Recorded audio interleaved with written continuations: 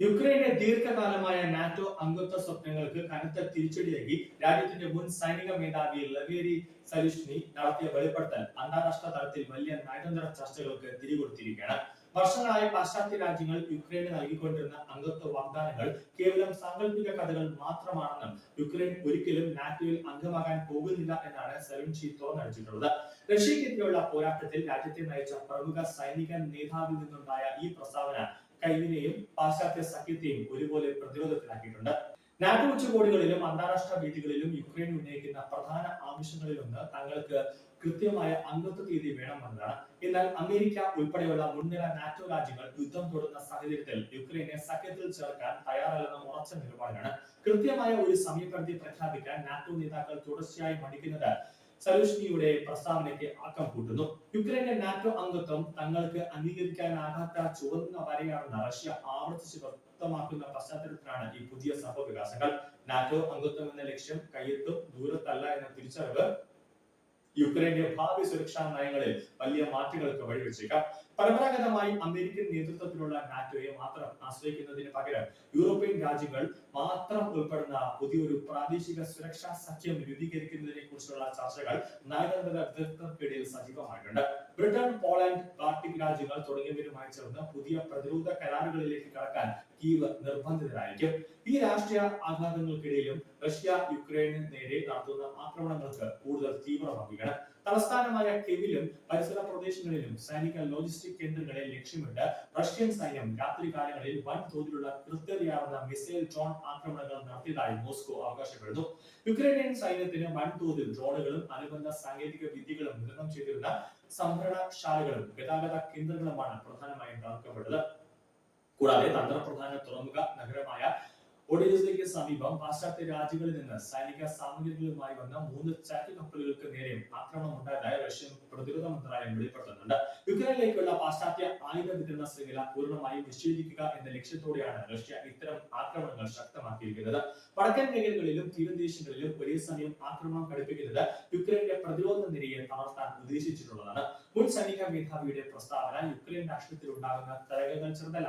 President സെലൻസ്കിയുടെ വിദേശ നയത്തിലും NATO അനുകൂല വാദങ്ങൾക്കും കിട്ടിയ തിരിച്ചടിയായാണ് ഇത് വിലയിരുത്തപ്പെടുന്നത്. സ്വന്തം സൈനിക നേതൃത്വത്തിൽ നിന്ന് തന്നെ ഉയർന്ന ഈ വിരുദ്ധ ശബ്ദം ജനങ്ങൾക്കിടയിലും യുദ്ധത്തിന്റെ ഭാവിയെക്കുറിച്ചുള്ള ആശങ്കകൾ വർദ്ധിക്കുന്നുണ്ട്. പാശ്ചാത്യ സഖ്യത്തെ അന്ധമായി വിശ്വസിച്ചതാണ് രാജ്യത്തെ ഇത്രയും വലിയൊരു യുദ്ധത്തിലേക്ക് തള്ളിയിട്ടതെന്ന വിമർശനം കൂടുതൽ ശക്തമാക്കാൻ ഇത് കാരണമാകുന്നു. റഷ്യയും യുക്രൈനും തമ്മിൽ നിലനിൽക്കുന്ന യുദ്ധത്തിന്റെ ഗതി മാറ്റാൻ പോകുന്നതാണ് ഈ വെളിപ്പെടുത്തൽ. നാറ്റോയിൽ ചേരില്ല എന്ന ഔദ്യോഗിക പ്രഖ്യാപനത്തിലേക്ക് യുക്രൈൻ എത്തിച്ചേർന്നാൽ അത് യുദ്ധവിരാമ ചർച്ചകൾക്ക് പുതിയൊരു വഴി തുറന്നേക്കാം. കാരണം റഷ്യ യുക്രൈന് മേൽ നടത്തുന്ന സൈനിക നടപടിയുടെ പ്രധാന കാരണങ്ങളിലൊന്ന് നാറ്റോയുടെ കിഴക്കൻ മേഖലയിലേക്കുള്ള വികാസമായിരുന്നു. അതിനാൽ നാറ്റോ മോഹം ഉപേക്ഷിക്കരുത് മോസ്കോയുമായുള്ള ചർച്ചകൾക്ക് സാധ്യത തെളിച്ചേക്കും. എന്നാൽ മറുവശത്ത് നാറ്റോയുടെ വിശ്വാസ്യതയ്ക്ക് ഏൽക്കുന്ന കനത്ത ക്ഷതമായാണ് അന്താരാഷ്ട്ര നിരീക്ഷകർ ഇതിനെ കാണുന്നത്. ജനാധിപത്യ രാജ്യങ്ങൾക്ക് സുരക്ഷ ഉറപ്പു നൽകുന്ന പാശ്ചാത്യ ശക്തികളുടെ വാഗ്ദാനങ്ങൾ വെറും വാക്കുകളാണെന്ന സന്ദേശമാണ് ഇത് നൽകുന്നത്.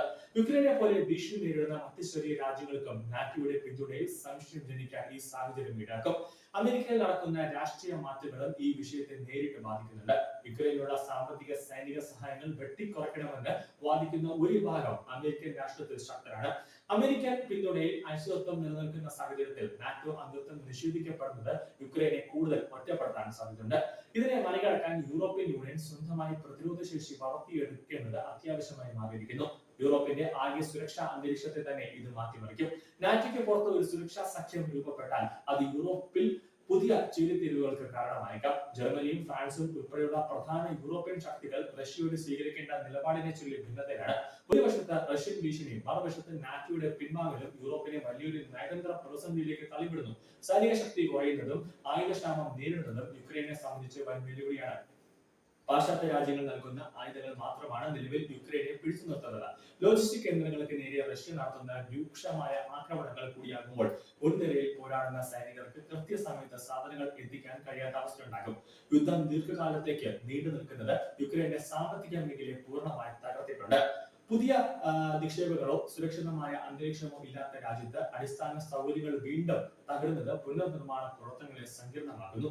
നാറ്റോ സുരക്ഷാ കുടക്കീഴിൽ വരാൻ കഴിയാത്തത് വിദേശ രാജ്യങ്ങൾക്ക് യുക്രൈനിൽ നിക്ഷേപം നടത്താനുള്ള ആത്മവിശ്വാസം ഇല്ലാതാക്കും. ഇതിനിടെ യുക്രൈന് മേൽ നയതന്ത്ര സമ്മർദ്ദം ചെലുത്താൻ റഷ്യ ഈ സാഹചര്യം പരമാവധി പ്രയോജനപ്പെടുത്തും. പാശ്ചാത്യ പിന്തുണ ഉറപ്പില്ലാത്ത അവസ്ഥയിൽ യുക്രൈൻ തങ്ങളുടെ നിബന്ധനകൾക്ക് വഴങ്ങാൻ നിർബന്ധിതരാകുമെന്നാണ് മോസ്കോ കണക്കുകൂട്ടുന്നത്. ഭൂപ്രദേശങ്ങൾ വിട്ടു നൽകുന്നതും നിഷ്പക്ഷ രാജ്യമായി തുടരുന്നതും ഉൾപ്പെടെയുള്ള കടുത്ത വ്യവസ്ഥകൾ അംഗീകരിക്കാൻ കീവിന് മേൽ അന്താരാഷ്ട്ര തലത്തിൽ നിന്നും സമ്മർദ്ദം ഉണ്ടായേക്കാം. അതിർത്തി സുരക്ഷയും പരമാധികാരവും സംരക്ഷിക്കാൻ യുക്രൈൻ ഇനി സ്വന്തം വഴികൾ കണ്ടെത്തേണ്ടി വരും. സ്വന്തമായി ശക്തമായ സൈനിക വ്യവസായിക അടിത്തറ കെട്ടിപ്പടുക്കുകയോ അല്ലെങ്കിൽ അയൽ രാജ്യങ്ങളുമായി ചേർന്ന് പ്രാദേശിക പ്രതിരോധ സഖ്യങ്ങൾ ഉണ്ടാക്കുകയോ മാത്രമാണ് അവരുടെ മുന്നിലുള്ള വഴി. ഭാവിയിൽ ഏതൊരു സമാധാന കരാറിലും അന്താരാഷ്ട്ര സമൂഹത്തിൽ നിന്നുള്ള കർശനമായ സുരക്ഷാ ഉറപ്പുകൾ ആവശ്യപ്പെട്ടാൽ യുക്രൈൻ നിർബന്ധിതരായിരിക്കും. വലേരി സലുഷ്നിയുടെ പ്രസ്താവനയും തുടർന്നുണ്ടാകുന്ന സൈനിക വികാസങ്ങളും റഷ്യ യുക്രൈൻ സംഘർഷത്തിൽ ഒരു പുതിയ അധ്യായത്തിന് തുടക്കമിട്ടിരിക്കുകയാണ്. നാറ്റോ എന്ന വലിയ സഖ്യത്തിന്റെ പ്രതീക്ഷകൾ അസ്തമിക്കുമ്പോൾ യൂറോപ്പ് തങ്ങളുടെ സുരക്ഷാ മുൻഗണനകൾ പുനർനിർണ്ണയിക്കാൻ നിർബന്ധിതരാകുന്നു. വരും ദിവസങ്ങളിൽ എടുക്കുന്ന രാഷ്ട്രീയ സൈനിക തീരുമാനങ്ങൾ ഈ മേഖലയുടെയും യുക്രൈന്റെയും ഭാവി നിർണ്ണയിക്കുന്നതിൽ നിർണായക പങ്കുവഹിക്കും.